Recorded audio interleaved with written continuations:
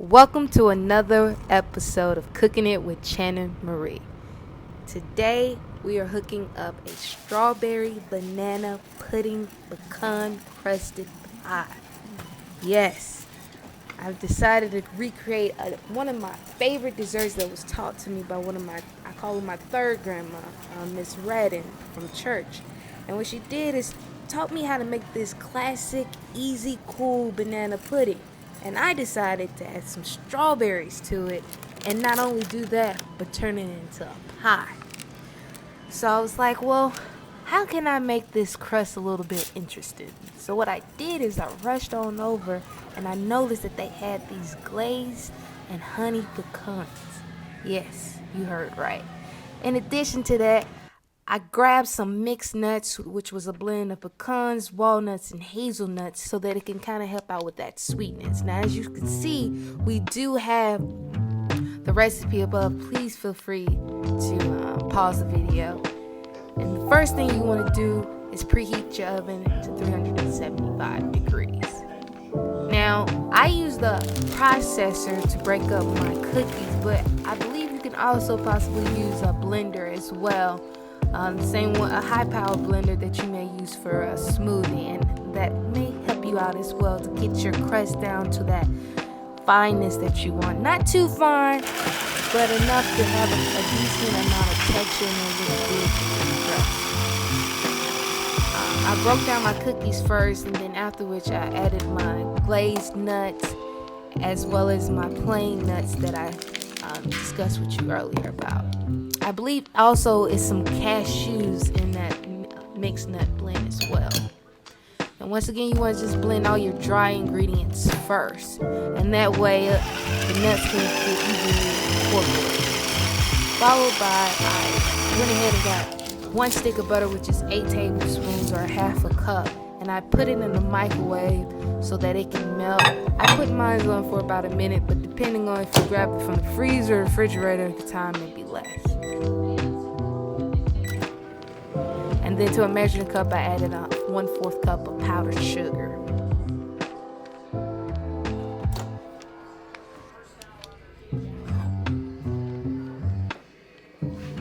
So now we have our wet ingredients as well as our sugar, and you want to first put your sugar into the cookie crust mixture.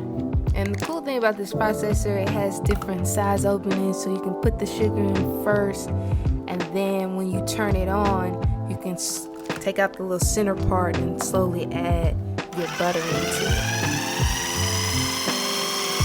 Now, I took a few minutes and I had to mix in to make sure all the crust was equally incorporated with the butter. But as you can see, it's a nice texture. It's kind of thick, so it's perfect. So it's going to be a lot more malleable so that you can properly shape the crust into your pan. And so I use just a foil pan. It didn't cost that much.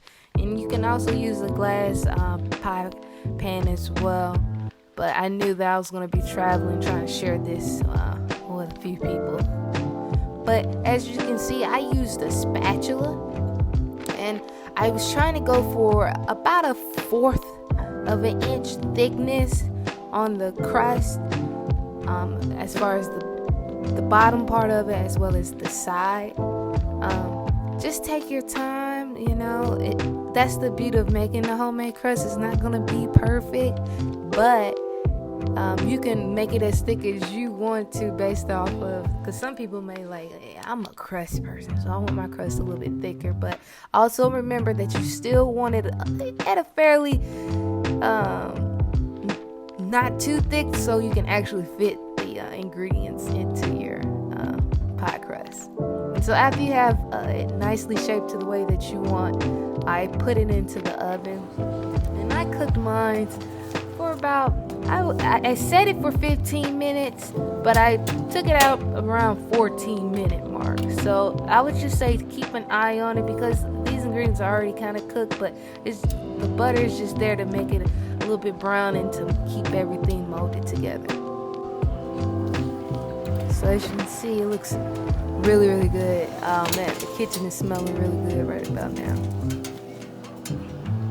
And you want those pie crusts to cool for a little bit. So as that's set aside, I got my bowl, and I took my 1 can of condensed milk. And this is a sweeter milk. My cold water, make sure it's cold water.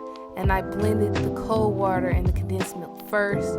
And then afterwards, I took 1 package of vanilla pudding, about a 4-cup serving, and blended that together. And so you definitely want to use a hand blender so you can make sure you get all those chunks out. Afterwards, you want to sit in the refrigerator, and I put mine in the refrigerator for about 30 minutes. Now while that's chilling, I wanted to go ahead and get my whipped cream so that I can blend it to my cream, I should say.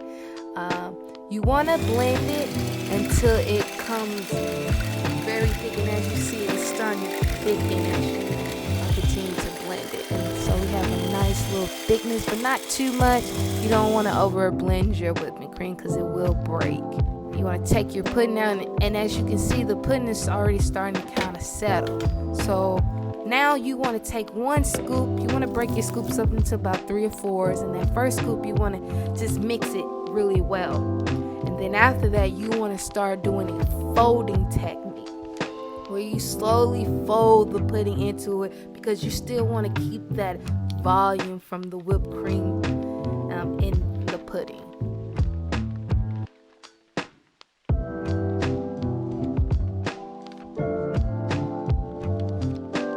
And there you go. It looks beautiful. Now, as you can see, I cut my bananas in 4s and then cut them into about a 4th thickness. You want to be able to cover the bottom of your crust with those bananas. And if you want to do it the classic way and just do slice, you're more than welcome to do that. But I just really wanted to get more chunky bananas in this pudding because it's only going to be 1 layer of bananas, just due to the depth of the actual pie. And here I take out the center part of the strawberries, and then I cut them into little small triangles. So as you can see, I halved it, and then I cut it about 2 or 3 times depending on the size of the strawberry.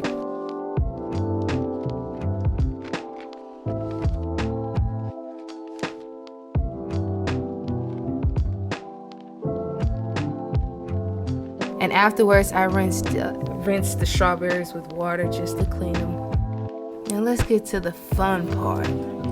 Now you want to take a very thin layer of your whipping cream pudding mixture and cover the bottom of the crust. And you want to go all the way up and cover every part of the crust that you possibly can with the pudding.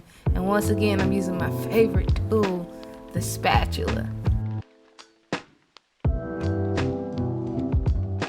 Next, you want to add the layers of bananas. You want to fill it up. You want to take about half of your bananas that you cook. So at least about 2 bananas because we cut 4 total. And then you want to do another layer of your pudding to cover the bananas up. You want to follow that by putting your strawberries. And you want to make sure your strawberries are evenly all over the pie because you want every single bite to be filled with strawberries. Next, those cookies that we set aside, we put that on as another layer. Finally, you're going to top it off with another layer of vanilla whipped cream pudding. Guys, the hardest part was making the crust and putting it in the oven. After this, you're just making it look pretty. So you want to just make sure you cover that whole pie up with that pudding whipped cream mixture. And then for me, because I like to make it a little bit more appealing, you can definitely leave it just like this, but I took some of my leftover crust and I kind of toasted it, and I added some almonds to it and sprinkled that on top. In addition, I took some of those cookies as well and broke it up on the top, and I just put it in the refrigerator. And I recommend letting it sit in the refrigerator for at least 30 minutes, and after that, you get this wonderful cold strawberry banana pecan crusted pie, guys. Yes, I'm telling you, this is going to be a summer favorite. Now I went ahead and just cut it open so you guys can see what we're working with on the inside.